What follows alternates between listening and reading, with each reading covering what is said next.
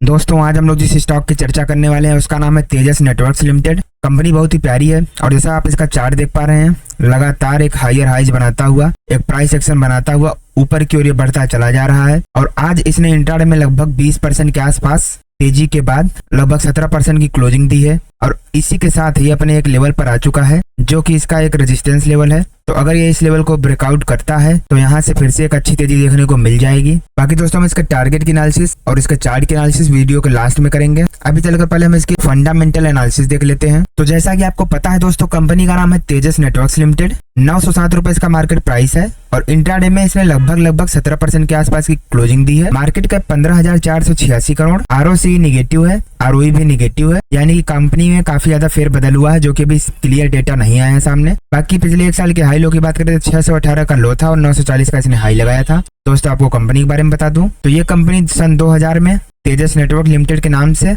Establish हुई जो कि wireline and wireless networking products बनाने का काम करती है जिसमें टेक्नोलॉजी इनोवेशन एंड R&D में इसकी महारत है। और दोस्तों ये company Tata Sons private limited के अंतर्गत आती है। ये दोस्तों स्टॉक का चार्ट है और जैसा कि आप देख पा रहे हैं ये अपने लाइफ टाइम हाई के करीब पहुंच चुका है। इसके अगर पेयर कंपैरिजन की हम बात करते हैं तो इसमें आपका ITI हुआ, Avantel, GTL infra, Nelco, ADC India, valiant communication और तेजस नेटवर्क तो है ही। दोस्तों अगर हम इस कंपनी के क्वार्टरली रिजल्ट की बात करते हैं तो इसका जो सेल्स ग्रोथ है वो दिसंबर 2020 में 135 करोड़ का था, दिसंबर 2021 में 107 करोड़, दिसंबर 2022 में 275 करोड़ और दिसंबर 2023 में 560 करोड़ का रहा। नेट प्रॉफिट की बात करें तो जहां दिसंबर 2020 में 9 करोड़ का प्रॉफिट था, दिसंबर 2021 में माइनस का 24 करोड़, दिसंबर 2022 में माइनस 15 करोड़ और दिसंबर 2023 में माइनस का 45 करोड़, यानी कि प्रॉफिट नहीं बल्कि इसमें लॉस हो रहा है। इसका जो रिजल्ट था वो आज ही के दिन आया था, इसीलिए इस स्टॉक में काफी तेजी देखने को मिली है। प्रॉफिट एंड लॉस की बात करें दोस्तों इसका जो सेल्स ग्रोथ है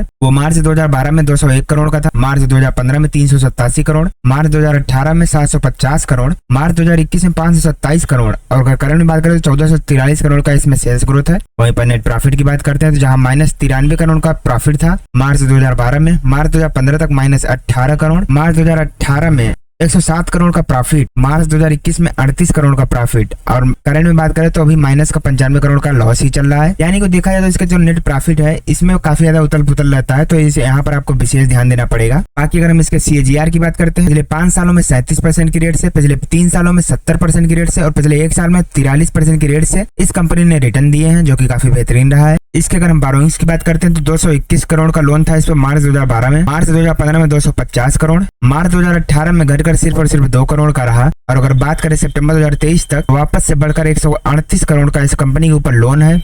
वही टोटल एसेट बात करें तो जहां 640 करोड़ का एसेट था मार्च 2012 में, मार्च 2015 तक 728 करोड़, मार्च 2018 तक 1330 करोड़, मार्च 2021 तक 1312 करोड़ और करंट में बात करें तो 4864 करोड़ का इसके पास एसेट है। यानी कि एसेट के मुकाबले इसका जो लोन है वो काफी कम है। तो देखा जाए तो कंपनी ने अपना डेप्ट काफी ज्यादा तेजी से रिड्यूस किया है, यानी कि कंपनी का जो फंडामेंटल है वो धीरे धीरे बदल रहा है। शेयर होल्डिंग पैटर्न की बात करें तो प्रमोटर्स की हिस्सेदारी जहां जून 2021 में 0% थी, यानी कि प्रमोटर्स पे कोई हिस्सा ही नहीं था, सारा का सारा माल पब्लिक के पास था, वहां से प्रमोटर्स ने काफी भारी मात्रा में 55% की हिस्सेदारी करी। प्रमोटर्स ने काफी तेजी से माल बाई बैक किया। FIIs की बात करें तो जहां 20% थे वो 11% पर आ गए, DIIs 7.38% से 4.76% हुए और पब्लिक 72% से 28% ही रह गई। यानी कि देखा जाए तो इस कंपनी में प्रमोटर्स ने काफी ज्यादा अपना हिस्सा बढ़ाया है जो कि एक अच्छा संकेत है। दोस्तों अगर हम तेजस नेटवर्क के फॉरेंसिक एनालिसिस करते हैं तो इसका जो रेवेन्यू है वो ठीक है,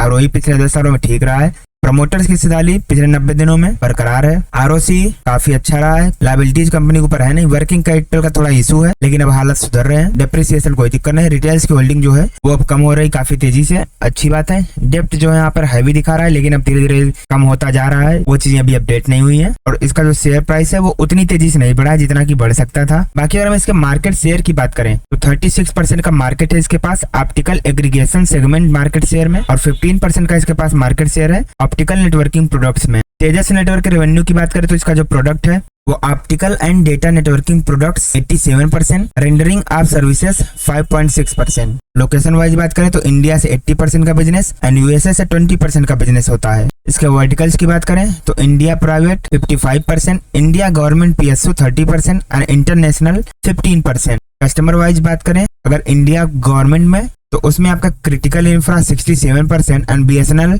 एंड BBNL 33%। तो दोस्तों वापस हम लोग एक बार फिर से चार्ट पर आते हैं। तो जैसा कि आप देखेंगे यहाँ पर एक लेवल का ब्रेकआउट हुआ और इस ब्रेकआउट के बाद यहाँ पर कंपनी काफी दिनों तक सस्टेन की। उसके बाद जब यहाँ से निकली तो फिर इसमें बम्पर तेजी देखने को मिली प्राइस एक्शन बनाते हुए, और अब जब अपने लाइफ टाइम हाई के पास वापस से पहुंच चुका है तो यहाँ से अगर ये वापस ब्रेकआउट देगा तो एक रैली फिर से यहाँ पर देखने को मिल सकती है। तो यहाँ पर एक एंट्री बन रही है, तो अगर आप चाहें तो यहाँ पर एंट्री ले सकते हैं, लेकिन ध्यान रहे स्टॉप लॉस जरूर लगाना होगा और कोई भी एंट्री लेना है तो वो आपकी जिम्मेदारी होगी। बाकी वीडियो पसंद आई हो दोस्तों तो वीडियो को लाइक करके कमेंट में जय श्री राम जरूर लिख देना।